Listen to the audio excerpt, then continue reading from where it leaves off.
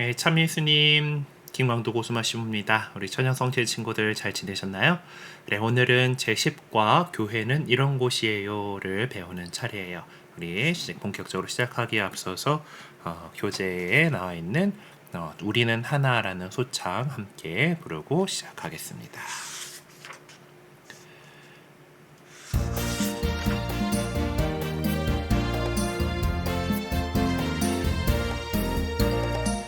우리 하나하나 모여서 주의 어린 양 우리 하나하나 배워서 주님과 함께 하나하나 서로 돕고 하나하나 사랑하자. 우리 사이좋게 함께 나누는 우리는 하나.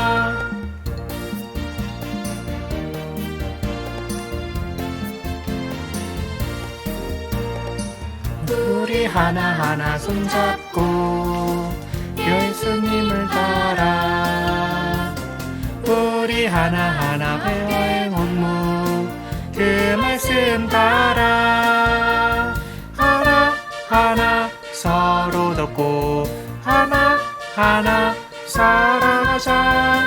우리 사이좋게 함께 나누는 우리는 하나. 네, 그럼 시작 기도로 주님의 기도 함께 마치겠습니다. 성부와 성자와 성령의 이름으로 아멘. 하늘에 계신 우리 아버지의 이름이 거룩히 빛나시며 아버지의 나라가 오시며 아버지의 뜻이 하늘에서와 같이 땅에서도 이루어지소서. 오늘 저희에게 일용할 양식을 주고 저희에게 잘못한 일을 저희가 용서하오니 저희 죄를 용서하시고 저희를 유혹에 빠지지 않게 하시고 악에서 구하소서. 아멘. 성부와 성자와 성령의 이름으로 아멘. 예, 오늘 10과 교회는 이런 곳이에요를 공부하려고 합니다. 근데 친구들 가운데에 성당이 아니고 교회예요 라고 생각하고 있는 친구가 있을지도 모르겠는데 성당은 건물을 가리키는 개념이고요. 교회라고 하는 거는 같은 가르침을 가진 사람들의 모임이라는 뜻이에요. 가르칠 교자에 모일 회자를 쓰거든요. 같은 가르침을 갖고 있는 사람들의 모임, 그러니까 사람들의 공동체를 가리키는 용어는 교회. 그리고 그 교회가 박해가 없다면은 자유롭게 믿음을 믿을 수 있는 그런 세상에서 살고 있을 때 그때 신자들 공동체가 모이기 편하게 지은 건물을 성당이라고 해요. 그래서 근데 우리나라에서 이제 교회 하면은 흔히 개신교회를 생각하는 경우들이 많아요. 많은 사람들이 난 교회 나가라고 할 때 개신교회를 생각하는 경우들이 많고 우리 천주교회도 교회고 사실 정말 그 예수님께서 세우신 올바른 교회는 천주교회인데 네, 그것이 조금 희석되어 있는 느낌이라서 조금 아쉽습니다. 근데 여전히 지금 요즘에는 많이들 이제 인식이 개선돼 가지고 그런 것들 이제 여전히 근데 교회 나간다라고 하면은 교회 다녀라고 한다면 보통 개신교회를 뜻하는 말로 생각하기는 하는데 그리스도 교회 전체가 교회라는 거 우리 여러분들도 교회의 한 지체다라는 거 기억했으면 좋겠습니다. 자, 그러면 교재 53쪽에 있는 마인드맵을 한번 살펴볼게요. 나는 교회의 일꾼이라고 우리 한 친구가 또 사랑 가득히 또 십자가를 들고 아주 즐겁게 성당 밖을 나서는 그런 모습이 그려져 있네요. 우리가 성당에서 배운 것들 또 교회 공동체 안에서 우리가 이 세상에서 또 교회 공동체 안에서 배운 것들을 많이 그 사랑을 나눠주고 또 이렇게 해서 파견되어서 나가는 그런 모습을 이렇게 그린 것 같아요. 자, 그러면 교회는 어떤 건가? 네, 성령께서 세우신 교회라는 거예요. 우리 교회는 우리 인간이 그냥 설립한 것이 아니라 예수님께서 보내주신 성령께서 하느님께서 세우신 교회라는 거예요. 자, 교회는 그래서 아까 말씀드렸지만은 하느님의 백성이에요. 하느님 백성의 모임, 하느님 백성, 우리가 세례성사를 통해서 우리 다음 시간에 배우겠지만은 세례성사를 통해서 우리는 하느님의 자녀가 되고 하느님의 백성이 돼요. 하느님의 뜻을 해서 주님의 뜻을 따르는 주님의 뜻을 따르고 주님의 뜻을 실천하려는 공동체가 바로 하느님의 백성인 교회입니다. 그래서 교회를 가리켜 가지고 예수 그리스도를 머리로 하는 머리에서 우리 모든 몸들을 다 어떻게 움직이게 만들잖아요, 그렇죠? 우리 머리가 명령을 내려야지 손도 움직이는 거고, 심은이 하는 것처럼 말하기도 하는 거고, 이제 뇌에서 다 명령을 내려가지고 눈알도 움직이고 다 그러잖아요, 그렇죠? 그런 것처럼 우리 교회의 머리는 예수님이시고 우리는 각각 이런 여러 가지 지체들에서 몸이라고 그래요. 그래서 교회를 가리켜서 그리스도의 몸이다 라고 이야기합니다. 그리스도의 몸. 그리스도의 또 어떤 몸인가 하면 신비로운 몸이라고 얘기를 해요. 그리스도의 신비로운 몸, 신비체라고 하는 거고, 그리고 하느님께서 성령께서 우리 가운데 계시잖아요. 성령께서 우리 가운데 계시고 우리가 배우겠지만은 성체 성사를 통해서 예수님께서 우리 가운데 계세요. 살아가세요. 그렇기 때문에 하느님의 성전인 교회라고 얘기해요. 우리 교회. 우리 한 사람 한 사람도 성령께서 머무르시는 성전이고 그 성전이 그 살아있는 돌들로 이루어진 하느님의 성전을 우리 교회가 이룬다라고 이야기를 합니다. 네, 그래서 교회는 그리스도의 몸이고 하느님의 성전이에요. 자, 그리고 교회는 정말 참된 교회라면은 예수님께서 세우신 참된 교회라면은 네 가지 특징이 있어요. 네 가지. 자, 우리 친구들이 사도신경을 잘 외웠을 텐데 사도신경에 보면은 이 네 가지 특징 가운데 두 가지 특징이 나와요. 우리가 교회에 대해서 교회를 믿는다라고 하는 장면 나오잖아요, 그렇죠? 성령을 믿으며 거룩하고 보편된 교회와 그래서 이 네 가지 특징 가운데에서 거룩하고 보편되고라는 그 특징은 있는데 우리가 친구들이 이제 외우는 사도신경보다 조금 더 후대에 만들어진 신앙고백 기도문으로서 니케아 콘스탄티노플 신경이라고 하는 좀 더 긴 신경이 있어요. 사실 이 신앙고백 이 신경이 우리 교회의 공식적인 신앙고백 기도문이야 신경이고 우리가 외우고 있는 사도신경은 우리 서방교회 우리는 로마의 교황님께서 로마에 계시잖아요. 그렇죠? 로마 교회의 이제 그 줄기인 뿌리인 줄기인데 로마 교회의 줄기인데 로마 교회의 세례 때 하는 신앙 고백이 지금 우리가 외우고 있는 사도신경이에요.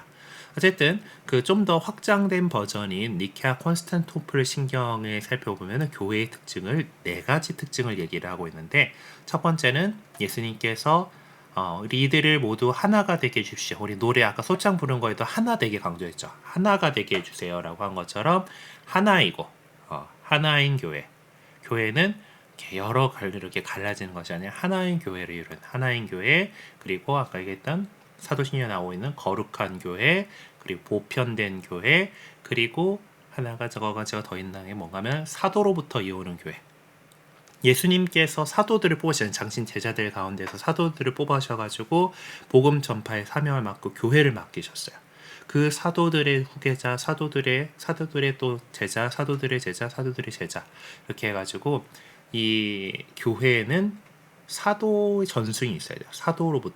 사도로부터 이오는 교회여야 돼요. 안타깝게도 그리고 흔히 교회라고 하면 얘기한다고 했던 개신교회 같은 경우에는 이 네 가지 특징을 다 갖추지 못하고 있어요.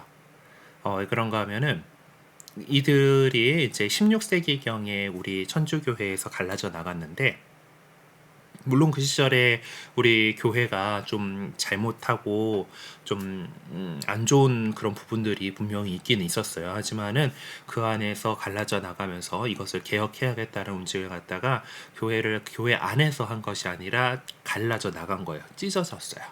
네. 하나인 교회를 더 이상 이루지 않고 나는 우리 생각대로 하겠어 하면서 갈라져 나간 거예요. 그리고 그 갈라져 나간 그 역사 때문에 그런지 지금 개신교회는 정말 많은 교파로 나뉘어져 있습니다.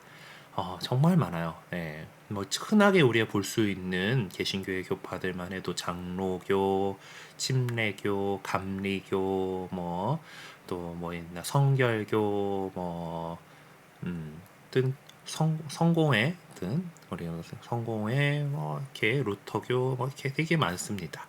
장로교회만 해도 그 안에 보면은 우리나라엔 좀 장로교회가 많거든요. 그러니까 자 보면은 교회마다 그 마크가 그 두 종류가 있는 거를 한국 예수교 장로회 있고 한국 기독교 장로회 있고 대한 예수교 장로회, 대한 기독교 장로회 아무튼 뭐 되게 그쪽도 복잡합니다.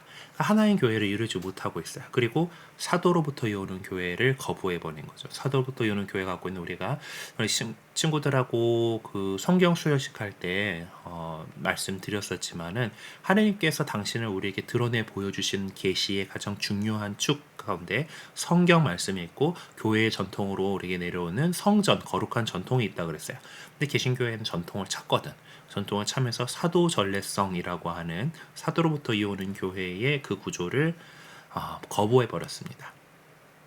그러다 보니까 뭐 거룩하고 보편된 교회와 뭐 그거는 뭐 가지고 갔는지 그런 모르겠지만은 교회의 네 가지 특징 하나이고 거룩하고 보편되며 사도로부터 이오는 교회 요 네 가지 특징을 지니지는 못하고 있어요. 그래서 우리 가톨릭 교회 안에는 교회의 네 가지 특성 하나이고 거룩하고 보편되며 사도로부터 이오는 교회 우리 친구들 잘 기억해 뒀으면 좋겠습니다. 자, 그리고 교회의 창립은 어떻게 하면 사도행전 1장 4절에 예수님께서 이제 제자들에게 이제 예루살렘에서 아버지의 약속을 기다리세요라고 이렇게 말씀을 하세요. 그리고 나서 사도행전 2장 1절 4절에서 성령께서 이제 사람들이 예루살렘에 모여가지고 기도하고 있었는데 성령께서 불꽃 형태로 이렇게 각 사람들이 불꽃 모양의 혀로 사람들 위에 내려앉고 그리고 그로부터 이 담대하게 이제 이 세상에 하는 예수님의 부활을 선포하고 그 기쁜 소식을 선포하러 나가게 됐어요. 그러면서 교회가 시작됐기 때문에 우리는 성령 강림대 주길 성령께서 오신 그날을 우리 교회의 창립일로 기억하고 있습니다. 그리고 그들은 사랑과 나눔을 실천한 초대교회 공동체를 이루면서 살았어요. 사도행전의 기록에 보면은 2장 43절에서 47절에 보면은 믿는 이들의 공동체가 이렇게 모였는데 믿는 이들은 자기가 갖고 있는 재산을 사도들에게 다 바치고 모든 것을 공동으로 소유하였다라고 이렇게 했어요. 그리고 한 마음이 되어서 이제 하느님께 찬미를 드리고 집집마다 돌아다니면서 빵을 떼어 나누었다. 빵을 떼어 나누었다는 건 지금 우리 미사 안에 있는 성체성사를 성찬례를 거행했다라는 이야기예요. 그래서 이렇게 모여서 함께 이렇게 생활을 했었어요. 자, 그리고 4장 32절에서 35절에 보면 또 이제 초대교회의 모습에 대해서 기록해둔 부분이 있는데 사도들은 예수님께서 부활하셨다라는 것을 증언하면서 그 초대교회의 선포가 중요한 선포가 있었던 거예요. 예수님께서 부활하셨습니다라는 복음 선포가 있었고요. 그리고 그 신도들은 하나님의 축복을 가득히 받고 이렇게 또 그들 사이에 가난한 사람이 없었다라고 해요. 왜냐하면은 다 모든 것을 나누고 공동 소유하고 함께 이렇게 했기 때문에 그래요. 그 나눔으로 인해서 어떤 사람도 가난한 사람 없이 이렇게 잘 누리면서 살 수 있었다라는 것이 초대교회에 대한 사도행전이 전하고 있는 바입니다. 네. 그러면은 그들 가운데에서 성모님께서 계셨죠. 지난번에 교회 어머니 성모 마리아에 대해서 배웠는데 성모님께서는 교회 어머니로서 사도들 가운데서 함께 계시고 그들을 돌봐주시고 하늘로 올라가신 들어올림 받으신 이후에도 계속해서 우리 신자들을 위해서 우리 교회를 위해서 이렇게 보살펴 주시고 살펴주시고 있어요. 그래서 우리 천주교 신자들은 예로부터 성모님의 보호에 당신을 맡긴다라는 그런 표현을 많이 썼어요. 그래서 성모님에 대해서 우리가 공경하고 또 그러니까 공경하고 그분의 모범을 따르려고 노력하고 있죠. 자, 그러면은 이런 교회가 우리나라에는 어떻게 전해지게 되었을까요? 우리나라는 사실 예수님께서 태어나시고 활동하셨던 이스라엘 땅으로부터 거의 지구 반대쪽, 정말 땅 끝까지 복음을 전하라고 하신 그 말씀, 그 땅 끝에 해당하는 그런 동네였어요. 유라시아 대륙을 쫙 끝에 와야지 극동이라고 부르잖아. 그래서 그 동쪽에 있는 나라에 어떻게 전해졌냐 하면은 보통은 보통은 사도들도 그 세상 곳곳으로 이제 복음을 전하기 위해서 많이 다녔어요. 그래서 토마스 사도 같은 경우는 인도까지 갔다고 하는 전해지거든요. 그런데 그렇게 보통 이제 그 예수님을 만난 사람, 그리고 그 예수님을 받아들이고 믿게 된 사람들이 또 이렇게 선교사로서 다른 나라로 이렇게 가서 그곳에다가 복음을 선포하고 사람들에게 하느님에 대해서 가르쳐 줬어요. 근데 우리나라는 조선시대에 쇄국 정책이라고 그래서 국경을 걸어 잠그고 중국하고 최소한의 무역만 했어요. 자유롭게 국경을 넘나들었던 것이 아니라 뭐 교류가 있었던 것이 아니라 그 이제 왜 그 중국이 좀 그 큰 나라고 조선 좀 가만히 좀 밑에 이렇게 있게 됐었잖아요. 그 명 시절이나 청 시절이나 그렇게 해가지고 청나라 시절에 특히 청나라 시절에 되면은 처음에는 뭐 형제 하자 뭐 이러다가 결국 군신 관계가 되어버렸고 그래서 늘 이제 조선에서는 이제 그 명나라의 황제에게 가서 이제 조공을 바쳤어요. 조공을 바치면은 또 이제 그 큰 나라의 이제 황제가 이제 이 조선이라는 나라에서 이렇게 선물을 보내왔으면은 째짜게 그냥 받고 딱 입 싹 닫고 하지 않아요. 더 많이 베풀어 주거든. 이제 그렇게 해가지고 선물 받아들고 이렇게 다시 돌아오는 그런 식으로 조공 무역을 이렇게 해왔어요. 대신에 이제 그 딱 국경을 지키고 이렇게 그런 아 우리 그냥 알아서 잘 살 테니까 딱 이렇게 하는 그런 식으로 지냈었던 거죠. 그러다 보니까 서양의 문물이 이렇게 빨리 전해지지 못했어요. 근데 그렇게 이제 그 중국에 가서 이제 조공 때문에 그 중국에 갔던 사람들이 이제 중국에 간 김에 그쪽에서 여러 가지 책들이나 또 물품들 또 새로운 것들을 갖다가 수입해 오고 그랬거든요. 그 가운데에 중국으로부터 이제 수입해 온 책들 가운데에서 천주교 교리서가 있었던 거예요. 오, 신기하죠? 그래서 사실 우리 신앙 선조들은 우리나라를 좀 어떻게 더 잘 사는 나라가 될 수 있게 할까 하고 되게 치열하게 고민하던 중에 그리고 중국의 좀 선진 문물을 좀 배워가지고 와서 그렇게 공부를 더 하면 좋겠다라고 해서 그 책을 사서 이제 읽고 있었는데 그 가운데 이 신앙에 대한 우리 천주교회에 대한 책이 있었던 거예요. 마테오 리치라고 하는 시부님이 중국에 가셔가지고 중국 선교사로 이렇게 가셔가지고 그쪽에서 한자로 그러니까 중국어로 쓴 천주시리라고 하는 교리책이 있었어요. 그 책을 보고서 우리 신앙 선조들은 이 안에 정말 그냥 단순히 학문이 아니라 처음에는 천주학이라 그랬어요. 학문으로서 그렇게 받았는데 학문이 아니라 이게 가르침, 우리의 정말 종교로구나, 참된 종교로구나라는 것을 받아들이고 그 책을 읽는 강학회를 통해서 이게 그 단순히 그냥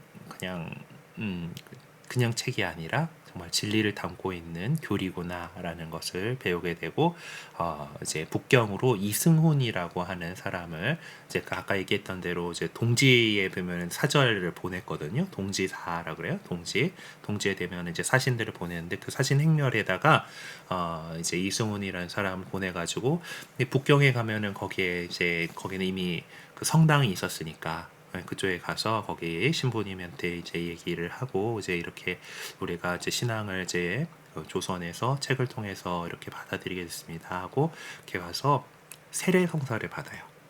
이승훈 베드로라고 우리나라의 첫 번째로 천주교 세례를 받으신 분이에요. 세례를 받아서 다시 돌아와서 이제 함께 공부하던 사람들에게 세례를 베풀었습니다.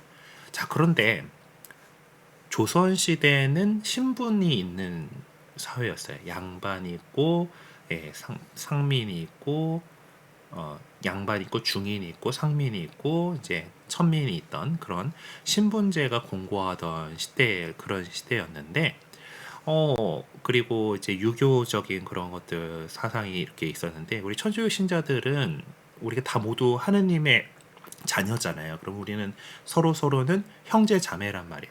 그러니까 밖에서는 아무리 뭐 양반이고 종이고 뭐 그렇다 하더라도 함께 모여가지고는 정말 그 교리에서 가르치는 대로 우리 하느님의 자녀고 같은 하느님의 자녀고 더 형제 자매다라고 이렇게 했었기 때문에 조정 입장에서 볼 때는 이게 참 저놈들 봐라 싶은 거예요. 이게 뭐야? 그래서 결국 그 우리 천주교회가 박해를 당하게 됩니다. 그러니까 처음에 일어난 사건은 사실 이제 제사에 대한 조상 제사에 대한 문제였어요.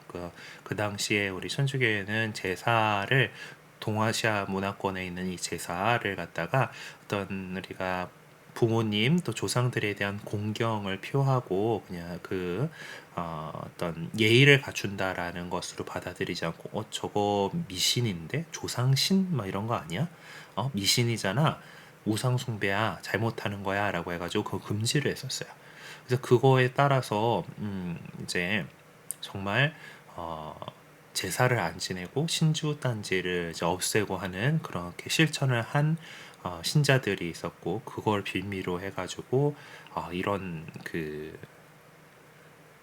뭐랄까 페류나들 막 하면서 이렇게 했고 마침 또 그리고 조선시대 안에 있는 여러 정치적 상황들 붕당이라고 표현했거든. 그 당시에 붕당이라고 표현했는데 우리 천주교를 받아들인 그 파가 좀 남인 계열이라 그래가지고 이제 좀 정치적으로 밀렸던 거예요. 예, 그러면서 이 상대파에 대한 숙청을 하면서 이제 천주교를 또 이제 빌미로 삼아서 박해가 이렇게 일어나게 됩니다. 그 칼날에서 그렇지만은 그 박해 속에서도 우리 신자들은 기꺼이 목숨을 내어놓으면서 꿋꿋하게 신앙을 지켜나갔고 순교로서 우리 신앙을 지켰어요. 그래서 우리나라에는 순교자들 가운데 이미 성인 품에 오르신 분들이 103위 순교 성인이 있고요.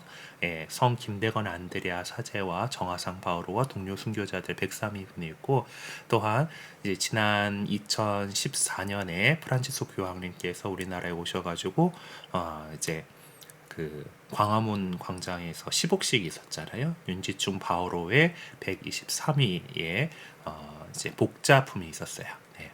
이제 이분들은 또 우리가 또 계속해서 우리 복자들에게 기도 청하고 이렇게 해서 또 여러 기적이 이루어지고 또 그렇다라면은 이제 성인품까지 올라서 우리 전 세계 교회가 함께 공경하는 분들이 될 수가 있어요. 자, 그래서 우리 한국 천주교의 특징은 온갖 박해에도 불구하고 선교사 없이 이렇게 신앙을 받아서 우리가 신앙을 살아온 그런 전 세계에서 유일하게 선교사가 가기 전에 이미 신앙을 받아들인 공동체가 있었던 그런 나라입니다. 네, 우리는 좀 그거에 대해서 어떤 자부심을 가지고 있어요. 자, 그럼 우리는 사실 세월이 많이 흘러가지고 초기 교회의 모습을 이렇게 실천하면서 살고 있지는 못해요. 자, 그럼 초대교회는요? 라고 하는 다음 페이지에 있는 것을 찾아봅시다. 열어봅시다. 초대교회는요 하면서 여러 세 가지 장면이 있네요. 초대교회는 배움의 교회였어요. 그럼 우리 무엇을 배워야 할까요? 자, 여러분들은 교회 안에서 무엇을 배워야 합니까? 라고 하면은 우리는 하느님의 백성이잖아요. 그렇죠? 하느님의 백성이에요. 예수님의 제자들이에요. 자, 그러면은 무엇을 배워야 될까요? 하느님의 말씀. 네. 성경 말씀을 배워야 되고 그리고 교회를 통해서 우리에게 계시해 주시는 진리. 네, 전통을 배워야 돼요. 우리 교회 안에서 여러분들은 하느님의 말씀 그리고 그 하느님의 말씀을 이제 잘 해석해주고 올바른 방향으로 이해할 수 있도록 도와주는 전통에 대해서 배워야 돼요. 그리고 또한 예수님의 제자잖아요. 우리는 예수님께서 우리에게 무엇을 가르치셨나요? 하느님 사랑할 줄 알아야 되고 이웃을 내 몸같이 사랑할 줄 알아야 되고 그리고 너희는 서로 사랑하여라 라고 말씀하시잖아요. 그 사랑하는 것들 네. 요즘 우리 친구들 보면은 이제 형제가 2명 아니면 혼자 있는 친구들도 있고 그래요. 그럼 공동체 안에서 우리가 서로 더 많은 사람들과 함께 사랑을 나누고 서로를 배려하고 이해하면서 살아가는 법을 우리 교회 공동체 안에서 우리는 배울 수가 있습니다. 그래서 그런 것들 여러분이 잘 무엇을 배워야 할지 한번 좀 생각 정리를 잘 해왔으면 좋겠어요. 우리 하나님의 말씀을 잘 배우고 또 기도하는 거. 예수님께서 우리에게 기도하는 법 가르쳐 주셨잖아요. 기도하는 것을 잘 배우고 그리고 교회의 역사 그리고 우리보다 앞서서 모범적인 신앙생활을 하셨던 성인들의 삶에 대해서 이렇게 배울 수가 있습니다. 자, 그리고 초대교회는 성전과 집에서 함께 모여 기도하고 자신의 것을 나누는 사랑과 나눔의 교회였어요. 우리 무엇을 위해 기도하고 또 어떤 나눔을 실천할 수 있을까요? 네, 그래요. 우리는 하느님께 기도할 줄 아는 사람이어야 되죠. 우리가 예수님께서 제자들에게 가르쳐주신 주님의 기도 그 내용들 하나하나 잘 곱씹으면서 또 그렇게 또 하느님께 우리의 청을 드릴 수 있고 우리의 감사를 드릴 수 있어요. 자, 그러면서 하느님께서 우리에게 정말 많은 것들을 베풀어 주셨잖아요. 그것들을 이웃과 또 함께 나눌 수 있는 그럼 어떤 나눔을 우리가 실천할 수 있을까요? 친구들에게 해줄 수 있는 일들, 또 더 어려운 이웃들에게 해줄 수 있는 일들, 우리가 갖고 있는 작은 것이지만 우리의 봉헌을 통해서, 그리고 또 우리의 시간 봉사를 통해서 우리는 나눔을 실천할 수가 있어요. 자, 그리고 초대교회는 복음을 전하는 교회였어요. 선포가 필요해요. 선포. 예수님께서 부활하셨습니다. 예수님께서 부활하셨습니다. 라고 하는 그 선포가 있었던 교회예요. 그 기쁜 소식을 전하는 것. 자, 그러면 우리는 어떻게 복음을 전할 수 있을까요? 네. 저 친구 성당 다닌다더니 정말 훌륭한 친구야. 정말 대단해. 착한 친구구나. 좋은 사람이구나. 네, 그런 칭찬을 들을 수 있는 여러분이 됐으면 좋겠어요. 그럼 자연스럽게 성당 다니는 친구는 다르네. 그런 칭찬을 받을 수 있다. 그러면 그것은 바로 예수님께 우리가 영광을 드릴 수 있게 되는 그런 일인 거죠. 우리의 여러 가지 행동들, 또 삶의 모습들을 통해서 우리는 복음을 전할 수 있어요. 그리고 기회가 닿는다면 친구들에게 같이 성당 가지 않을래라고 초대할 수 있겠죠. 성당에서 같이 우리가 함께 하느님을 믿고 하느님을 참여할 수 있도록 그렇게 우리는 복음을 전할 수가 있습니다. 우리의 삶을 통해서, 여러분들의 삶을 통해서 복음을 전하는 여러분이 되셨으면 좋겠어요.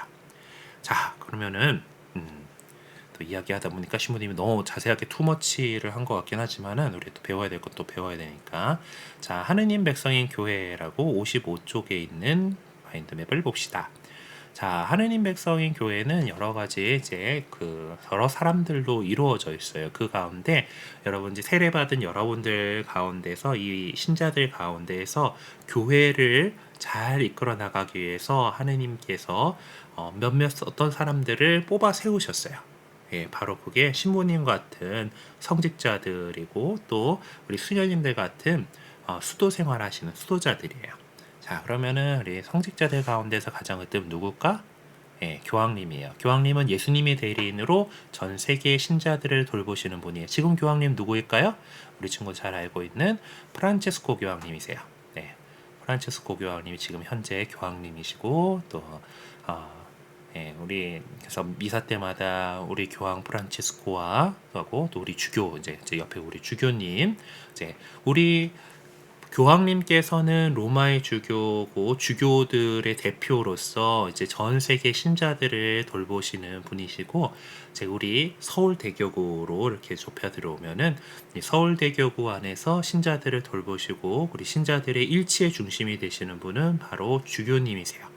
주교님들은 여러 등급들이 있는데 우리 그 서울대교구는 그 수도교구이기 때문에 우리나라 수도이기 때문에 교황님께서 특별히 우리 교구장님이신 염수정 안드레아 주교님을 추기경님으로 임명하셔가지고 이제 염수정 안드레아 추기경님이 우리 주교님이세요. 추기경님은 주교님들 가운데에서 교황님을 선출할 수 있는 권한을 갖고 있는 일부 주교님들을 추기경이라고 불러요. 자, 그리고 본당에는 이제 교구 이제 서울 이렇게 큰 덩어리는 교구에는 주교님이 이제 하는데 주교님이 모든 사람 신자들을 다 하나하나 이렇게 일일이 살필 수가 없잖아요, 그렇죠? 그럼 주교님들도 당신의 협조자로서 신부님들을 본당으로 파견을 하세요. 지금 우리가 지금 압구정 본당에 있죠. 압구정동 본당에 있는데 그 본당에는 책임을 맡은 신부님과 저처럼 그 우리 주임 신부님을 도와드리기 위해서 파견되어 있는 부주임 신부님, 보좌 신부님이 계세요. 저희 압구정 성당에는 이렇게 두 분의 신부님이 있는데 우리 신부님 자랑 좀 해볼까요? 라고 적혀 있지만은 친구들이 혹시 여러분들 교재에다가 신부님에 대해서 칭찬들 좀 적어주면은 정말 고마울 것 같고요. 일단 누구누구인지 이름, 성함 기억해 보도록 합시다. 저하고는 많이 만나가지고 제 이름은 아니? 근데 제 이름 아나요? 네. 기억하고 있는 친구들 많이 있을 거예요. 예, 우리 주임 신부님, 우리 대장 신부님은 이성훈 미카엘 신부님이세요. 그리고 저는 김광두 고스마 신부님입니다. 네, 이름 좀 기억해 주면은 좋겠습니다. 그리고 우리 하느님 백성의 교회를 잘 이끌어 나갈 수 있도록 저희 신부님들 위해서도 우리 친구들이 기도 많이 해주세요. 자, 그리고 성당에는 저희들 도와서 또 수녀님들이 계세요. 수녀님들은 교회에서 어떤 일을 하실까요? 네, 본당 공동체에서 파견되어 있는 수녀님들 하시는 역할들이 참 많이 있어요. 하지만은 수녀님들이 하는 가장 중요한 일은 바로 초대교회의 그 모습을 이 세상에서 살아가려고 하는 거예요. 수녀님들은 개인적인 재산 갖지 않으시고요. 공동체가 함께 이렇게 모든 것을 이렇게 나누고 사용하고 계시고, 그리고 그 하느님 나라의 삶, 정말 모든 것을 바치고 내어놓고 내가 소유하는 것이 아니라 또 공동체가 함께 소유하고 그것을 나눔으로써 교회 안에서 초대교회 공동체의 그 모습을 실질적으로 살아가시려고 하는 것을 수녀님들이 하시는 일이에요. 물론 수녀님뿐만 아니라 남자 수사님들도 있어요. 수도자들 가운데 그런 수도 생활이라거든. 봉헌 생활 하시는 분들 가운데 여성분들을 수녀님, 보통 우리가 본당에서 만날 수 있는 분들은 수녀님이기 때문에 우리 교재는 수녀님만 적혀 있을 건데, 남자들도 수도 생활을 할 수가 있어요. 수사님이라고 불러요. 하여튼 그렇게 하고, 그래서 본당에 파견 나와서 우리 수녀님들 어떤 일들을 하실까요? 네, 많은 우리 친구들 이렇게 보살펴주는, 주일학교 보살펴주는 일도 하시고, 또 친구들 우리 신자들이 미사에 잘 참여할 수 있도록 전례를 잘 준비해주고, 또 그래서 미사하기 위해서 이제 제대도 준비하고 사리고 이런 것들, 또 여러 가지 단체들의 이제 어렵고 힘든 일들, 신부님은 또 남자라서 이렇게 섬세하게 이렇게 못 해주는 부분들이 또 분명히 있거든요. 또 우리 수녀님들이 그런 부분들 채워주시고 그래요. 자, 그럼 우리 본당 압구정동 성당에는 수녀님들이 두 분 계세요. 네. 친구들이 수녀님들 얼굴을 봤는지 모르겠지만은, 네, 우리 큰 수녀님 에몬 수녀님 계시고요, 우리 작은 수녀님 카리스 수녀님 함께 하고 계세요. 근데 지금 영상을 찍고 있는 이 시점에서 조금 지나면 우리 카리스 수녀님이 본당에 오신 지 이제 2년이 돼가지고 또 소임지를 변경하시게 돼요. 다른 데로, 다른 성당으로, 이제 다른 성당에 있는 친구들 돌보기 위해서 이렇게 가셔야 되고요. 네. 그리고 때 새로운 수녀님이 다음 주 월요일 날 이제 칼슘도 월요일 날 가시고 오신 수나고 그랬는데, 어떤 수녀님이 오실지 저도 참 기대가 되고, 또 우리 친구들하고 잘 지냈으면 좋겠다고 생각하고 있어요. 우리 친구들도 새로 오신 수녀님 위해서 기도해 주시고, 또 가시는 카리스 수녀님, 또 새로운 소임지에서도 행복하게 수도 생활 해나가실 수 있도록 같이 기도해 줬으면 좋겠어요. 자, 그리고 우리 교회 안에는 이렇게 성직자, 수도자만 있는 것이 아니라 우리 친구들 같이 모든 믿음으로 모여있는 우리 모두가 우리 교회를 이루고 있죠. 우리 모두는 교황님, 주교님, 신부님, 수녀님과 함께 하느님의 교회를 이루는 귀한 사람이에요.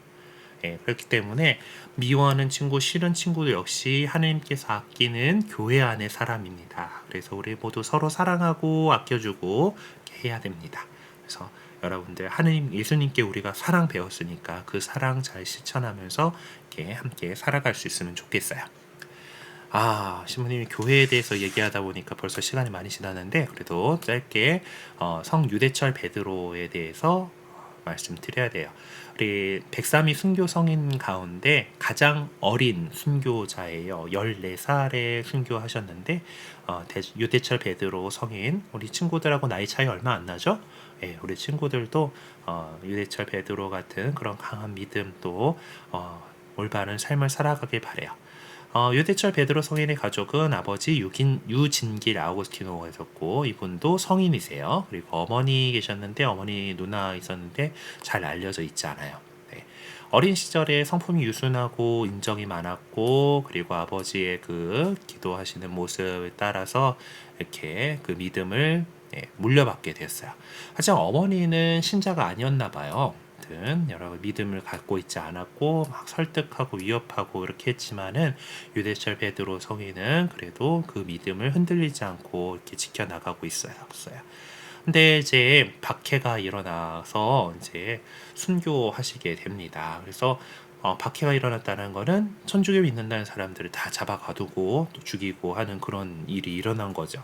그래서 유대철 베드로는 사실 아직 소년이었기 때문에 감옥에 갇히지 원래는 않았지만은 나도 천주교 신자라면서 자원해서 다른 신자들과 함께 감옥에 갇히게 돼요. 예, 그렇지만은 그 안에서 이제 아무래도 이제 사람 다 그냥 죽여버리는 거가 아니라 여러 가지 방법, 고문 등이나 이런 것들 통해서 이 배교하도록 하느님 안 믿어요라고 이렇게 하도록 계속해서 이제 그 고문하고 이렇게 그 유혹을 이렇게 했음에도 불구하고 우리 유대철 베드로 성인께서는 결코 흔들림 없이 그 모든 것을 기꺼이 감내하고 또 신앙을 지켜나갔답니다. 그래서 또 이 유대철 베드로 제일 어리잖아요. 어림에도 불구하고 그 감옥에 갇혀 있는 어른 신자들을 격려를 해주고 어른들에게 오히려 격려해주고 또 함께 기도하자고 이렇게 했던 그런 모범을 보여주셨죠. 열심히 그 감옥 안에서도 기도하셨었고 1839년에 14살의 나이로 순교하시게 돼요. 10월 31일에 하늘나라로 올라가시게 됩니다. 이런 우리 교회 안에 여러 우리 삶의 우리 그 믿음의 모범이 되는 분들을 우리는 성인으로 공경하고 있고, 그 가운데 가장 으뜸이 지난 시간에 배운 성모님이 가장 으뜸이고, 다 여러 성인들께 우리가 더 잘 살아갈 수 있도록 그분들에게 함께 기도해 달라고, 전구해 달라고 이렇게 기도하고 있고, 또 그리고 그분들의 삶에 대해서 공부하고 더 잘 알아가려고, 그렇게 배워가려고 노력하고 있는 거예요. 우리 친구들이 이 사회에, 세상에 또 위대한 사람들, 그래서 위인이라고 하죠. 위인전기들 읽고 그러죠. 예, 그렇게 어른들이 여러분들에게 위인전기 읽으라고 하는 거가 이 세상에서 우리 친구들도 또 그런 분들처럼 좋은 훌륭한 사람으로 성장하기를 바라는 그런 마음에서요. 그래서 마찬가지로 우리 교회 안에는 신앙의 모범이신 성인들이 있고, 우리 친구들이 위인전기 읽는 것처럼 성인전도 관심을 갖고 읽어볼 수 있으면 좋겠습니다. 요즘 만화책으로 여러 가지 성인전들도 잘 나오는 것 같더라고요. 네. 나중에 기회가 되면은 부모님한테 한번 사달라고 해보죠 보세요. 네, 그래요. 오늘 일단 배울 것들은 얘기를 좀 마쳤고요. 우리 그 과제가 좀 있는데 그 워크북 있죠, 워크북. 요 워크북 안에 보면은 식과의 내용이 사랑의 헌금 봉투를 만드는 거예요. 그래서 이렇게 봉투를 만들 수가 있는데, 자, 이 작업을 하기 전에 여러분들이 해야 될 일이 먼저 있습니다. 사실 이 안에는 시모님 아직 안 했는데 묵주알이 숨어 있어요. 뒷면을 넘겨보면은 이렇게 묵주 기도를 할 수 있게 되어 있고, 이 워크북 뒤쪽에 있는 스티커들 있죠? 이 스티커들이 묵주알을 만드는 스티커들이에요. 그래서 친구들이 묵주 기도를 하면서 스티커를 붙이면서 묵주 기도를 하시고, 그래서 이 칸에 스티커를 딱 채워가지고 묵주를 다 만들 수가 있죠. 그런 다음에 이걸 오려가지고 사랑의 헌금 이렇게 해가지고 봉투를 만드세요. 자, 그리고 자, 이거 부모님하고 아마 또 상의를 해야 될 텐데, 우리가 이제 교회가 여러 가지 이제 나눔을 했다고 그랬잖아요. 신자들이 이제 사도들 앞에 가진 것들을 내놓고 오는데 지금은 완전히 그렇게 모든 재산을 다 내놓고 살지 않아요. 그렇게 사는 사람들 아까 누구라 그랬죠? 수녀님들, 수도 생활하는 분들은 내 가진 것들을 다 놓고 공동 소유하고 공동 생활을 하세요. 하지만 지금 우리는 다 그러지는 않잖아요. 하지만 우리 교회가 이 세상에서 살아가면서 해야 할 일들, 이제 가난한 이들을 돌보고 또 신자들에게 도움을 주고 하는 일들을 하기 위해서는 이 세상에서 돈이 필요해요. 그래서 신자들이 그런 돈을 내는 것이 헌금입니다. 여러분 주일에 주일헌금 하죠? 주일헌금 하고 그리고 우리 부모님들은 가족별로 해서 교무금이라고 해서 매월 일정한 금액을 성당에 이렇게 납부하는 게 있어요. 그래서 그걸 통해서 우리 성당 건물도 유지하고 또 보수하고 또 여기서 일하는 분들 신부님을 비롯해서 일하는 분들의 급여도 나가고 또 뭐 여러 가지 이제 활동들 신자들이 활동들을 하는 데 있어서 그리고 또 지역 내에 어려운 사람들을 돌보는 일들 이런 것들을 하는 것들이 있어요. 그래서 주일에 주일헌금 내는 거가 있고요. 그리고 아주 중요한 날, 특별한 날 하느님께 감사드리면서 감사 헌금을 여러분들 하실 수가 있어요. 하셔요. 그리고 보통 하는 것이 우리 신자들의 어떤 전통이에요. 내가 정말 감사한 일이 있다 그러면 감사 헌금 이렇게 돼요. 아마 어른들 주보 자세히 뒤에 본 사람도 있으면 감사 헌금 누구 이렇게 해가지고 나오는 것들을 본 적이 있을 겁니다. 자, 그럼 우리 친구들이 준비하고 있는 처정성체는 그런 감사할 만한 중요한 일이죠. 그렇기 때문에 그 감사하는 마음을 담아서 요 봉투를 이제 안에 보면 묵주기도를 먼저 해야 되잖아요. 그래서 묵주기도를 통해서 우리 기도하면서 준비를 잘 하고 요거를 이 봉투 모양으로 이제 잘 오려가지고 만들어서 여기다가 처정성체 감사 헌금을 넣어주시면 돼요. 이름, 세례명 이렇게 적고 요거는 어디에다가 내냐면은 주말에 성당 오셨을 때 사무실에다가 처정성체 감사 헌금이에요 하고 사무실에다가 제출해 주시면 됩니다. 그러면 사무실에서 모아가지고 또 우리가 이제 여러분들의 그 정성을 또 이제 교회의 여러 가지 활동을 위해서 사용하게 돼요. 자, 그래서 정성껏 준비를 이렇게 해주시기 바랍니다. 그래서 여러분들이 이번 숙제 계속해서 기도 내우기 복음서 필사 꾸준하게 해주시고 그래서 이 스티커에 붙여가지고 묵주기도를 한번 하면서 이걸 만든 다음에 이 반대편에 있는 헌금 봉투 오려가지고 제작 그거를 만들어서 처정성체 감사헌금을 성당 사무실에 봉헌해 주시면 돼요. 이거는 구글 클래스룸에다가 따로 뭐 했다라고 올리지 않으셔도 되고요. 사무실의 봉헌은 처정성체 전날까지는 이렇게 마무리해 주셨으면 좋겠습니다. 네. 그래요. 이제 오늘 좀 평소보다 더 많이 길어졌는데 교회에 대해서 사실 신부님이 이제 전공을 했던지라 더 많이 가르쳐주고 싶었었나 봐요. 그래서 우리 친구들한테 좀 너무 좀 길어져 가지고 미안한데 또 우리 교회는 중요한 거니까 우리가 어떤 곳에서 무엇을 믿는 사람들인가 잘 알고 우리 교회 안에서 우리가 하느님 보시기에 좋은 모습으로 늘 커 나가고 우리가 함께 구원의 길로 나아갈 수 있는 그런 공동체가 되어야 하겠어요. 자, 오늘 지난 시간에 성모님한테 대해서 배우면서 삼종기도를 마침 기도로 이렇게 배워봤어요. 근데 삼종기도는 연중 시기에는 지난주에 했던 삼종기도를 하고 부활 시기가 되면 부활 삼종기도라고 하는 것을 외우게 돼요. 이것도 우리 친구들이 외워서 검사받아야 되는 기도니까 오늘 부활 삼종기도 함께 끝기도로 하고 마치도록 하겠습니다.